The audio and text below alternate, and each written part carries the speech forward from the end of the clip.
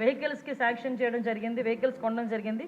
2021లో 17 కోట్లు పోలీస్ శాఖకి నూతనంగా వాహనాల గురించి వాహనాలు అయితే కొన్నారు, కానీ దానికి బిల్స్ కూడా పేమెంట్ చేయకపోవడం వల్ల ఏపీ పోలీస్ని లాస్ట్ గవర్నమెంట్లో మహీంద్రా వాళ్ళు బ్లాక్ లిస్ట్లో పెట్టుకున్నారు అధ్యక్ష.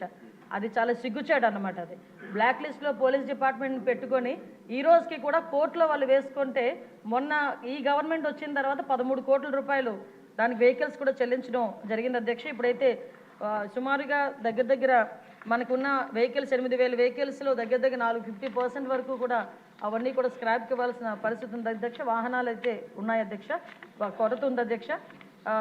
2023-24లో 1,567 వాహనాలను ఇదివరకే స్క్రాప్ చేయడం జరిగింది అధ్యక్ష. ఇప్పుడు 2,605 వాహనాలు స్క్రాపింగ్ సిద్ధంగా ఉన్నాయి అధ్యక్ష. నూతన వాహనాలు కొనుగోలు, ప్రస్తుత వాహనాల మరమ్మతుల కోసం బడ్జెట్ కేటాయింపు నిమిత్తం అభ్యర్థనతో సమస్యలను ప్రభుత్వ దృష్టికి తేవడం అయింది అధ్యక్ష. అదేవిధంగా నెక్స్ట్ క్వశ్చన్ అధ్యక్ష. అవునండి, పోలీస్ సిబ్బంది కొరత అయితే ఉంది అధ్యక్ష.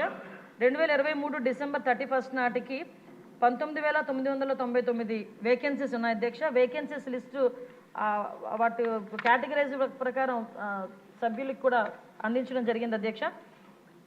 తర్వాత మనకి 17/9/2002 తేదీ గల హోమ్ సర్వీసెస్ శాఖ నుంచి కొంతమందిని, అంటే తర్వాత క్వశ్చన్ అధ్యక్ష, ఈ ప్రమోషన్స్ గురించి అడిగారు అధ్యక్ష.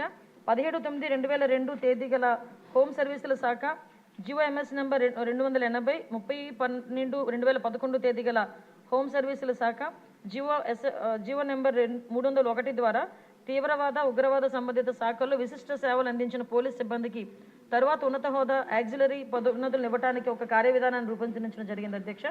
మార్గదర్శకాల ప్రకారం దిగువ పేర్కొన్న విధి విధానాలు నిర్వర్తించి అటు వ్యక్తులకు మాత్రమే యూనిట్ అధికారులు సిఫార్సు చేయాల్సి ఉంటుంది. అభ్యర్థి ఆమోదిత ప్రొఫెషనరీ అయి ఉండాలి. తీవ్రవాద వ్యతిరేక, ఉగ్రవాద వ్యతిరేక కార్యకలాపాలు విశిష్ట సేవలు అందించి ఉండాలి.